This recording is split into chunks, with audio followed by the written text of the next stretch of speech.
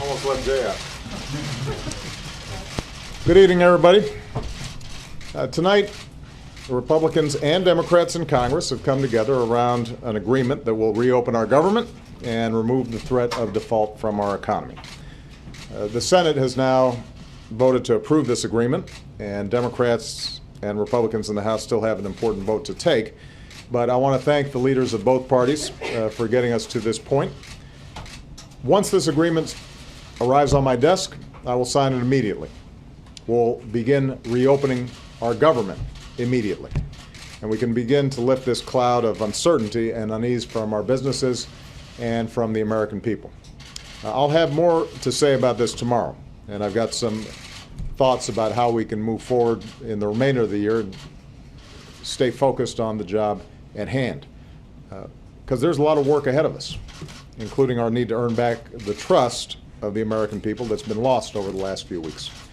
And we can begin to do that by addressing the real issues that they care about. I've said it before, I'll say it again. I'm willing to work with anybody. I am eager to work with anybody, Democrat or Republican, House or Senate members, on any idea that will grow our economy, create new jobs, strengthen the middle class, and get our fiscal house in order for the long term. I've never believed that Democrats have a monopoly on good ideas, and despite the differences over the issue of shutting down our government, I'm convinced that Democrats and Republicans can work together to make progress for America. In fact, there are things that we know will help strengthen our economy that we could get done before this year is out. We still need to pass a law to fix our broken immigration system. We still need to pass a farm bill.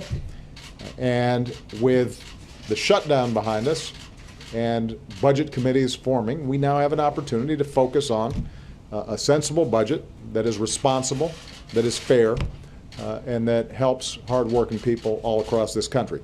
And we could get all these things done even this year if everybody comes together in a spirit of how are we going to move this country forward and put the last 3 weeks behind us. That's what I believe the American people are looking for, not a focus on politics, not a focus on elections, but a focus on the concrete steps that can improve their lives. That's going to be my focus. I'm looking forward to Congress doing the same.